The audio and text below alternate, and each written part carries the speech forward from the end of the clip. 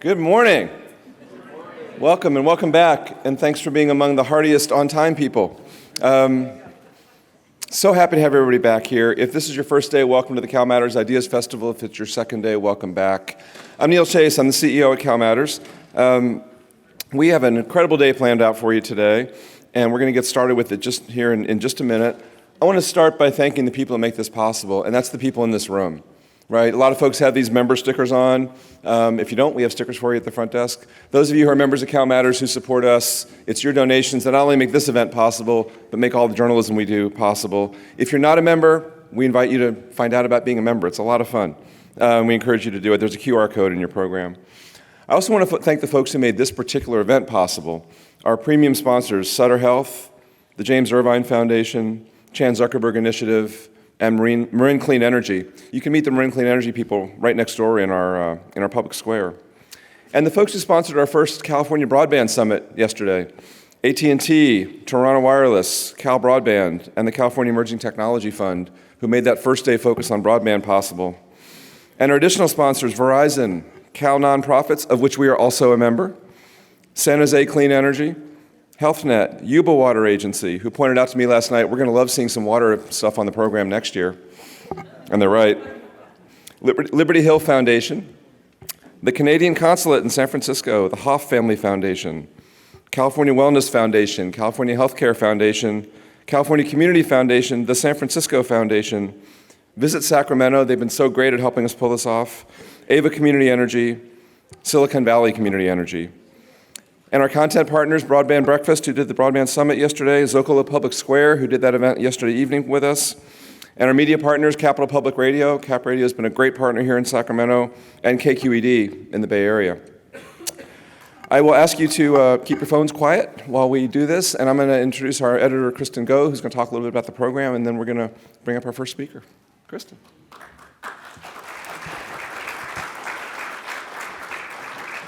Good morning. Thank you for joining us.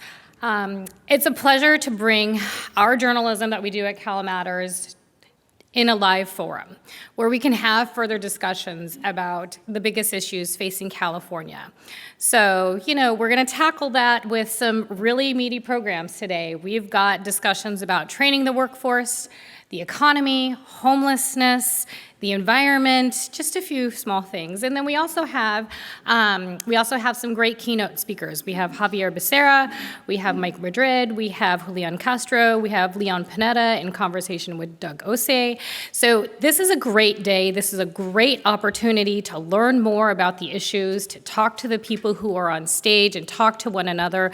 One of the great things that I've heard from people who are here is so many people care about these issues. We really appreciate the opportunity to come together. So this is a great program we have lined up for you, and without further ado, let's get to the programming. All right, thanks, Kristen. Kristen just celebrated her one-year anniversary with us as our editor. It's been wonderful. Yeah. The Kristen fan club is in the house. It is my great pleasure to bring up our first speaker. The James Irvine Foundation has been a tremendous partner, not just to CalMatters, but to journalism across the state. And Don Howard, the CEO and president of the foundation, was just telling me he was in the room when the idea for CalMatters was first presented as an idea, long before it even got started. They've been supporting us in many different ways and doing so much good for communication and information in California. So I'm thrilled to welcome my friend Don Howard to the stage. Don.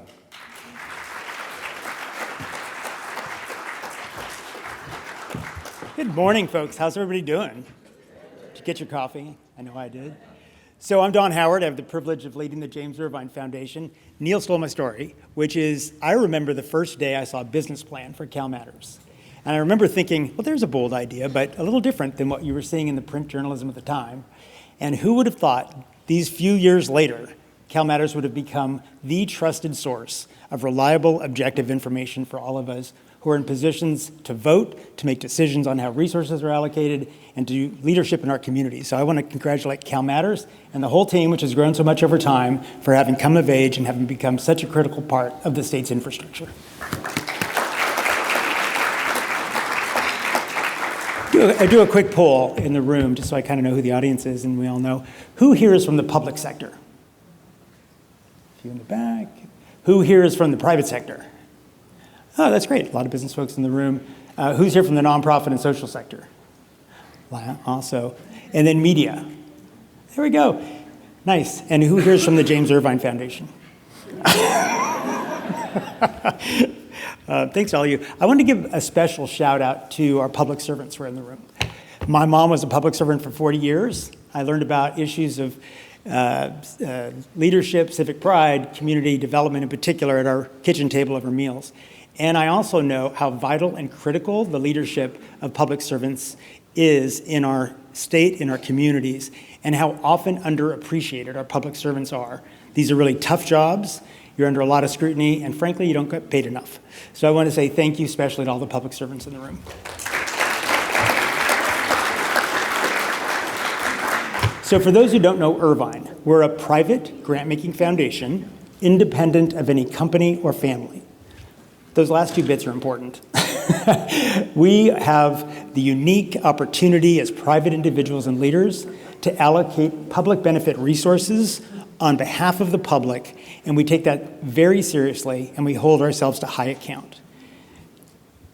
You may know that we've chosen to have a singular focus, unlike many of our colleague foundations. We are singularly focused on ensuring that every low-income California worker has the power to advance economically. So that's why I'm really excited to be kicking off these sessions around workforce and economy. You know, we talk about workforce and economy in these vague, abstract terms, but really what we're talking about is workers, people, their personal economics, and their families.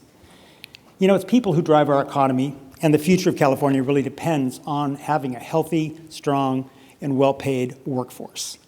Right now, too many Californians are falling behind. Here's a couple stats. Almost 1 out of every 3 California workers is paid low wages. 1 in 3.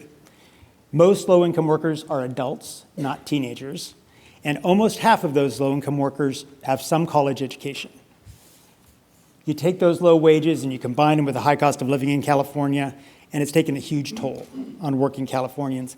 PPIC, I know Tani was here speaking yesterday, the CEO, recently did a survey that found that half of all Californians spend almost a third of their pay on rent, entirely unsustainable. And half of households across California that make less than $80,000 a year had to cut back on food to make ends meet last year. So however you define the California dream, it's gotten much harder to achieve. I sometimes say it's kind of on life support right now. But it doesn't have to be that way, and that's much of what this conference is about. California's always been a land of ideas and opportunities, and it still is, and it's got to be, because we face increasingly difficult challenges. Think about climate. Think about artificial intelligence and technology. Think about the housing challenge in our state. Thing and thing again get in the way of folks achieving the California dream. But we're here today to try to solve that, at least to come up with some terms of ideas to address and to hear from folks who have great ideas about what they're working on. So at Irvine, we believe a couple of things. The economy is going to work for all Californians if we have, tick off 3 things, equitable, effective, and accountable workforce development systems. We have a whole body of work focused on helping our workforce systems be more accountable and effective. Fair and dignified jobs for all workers.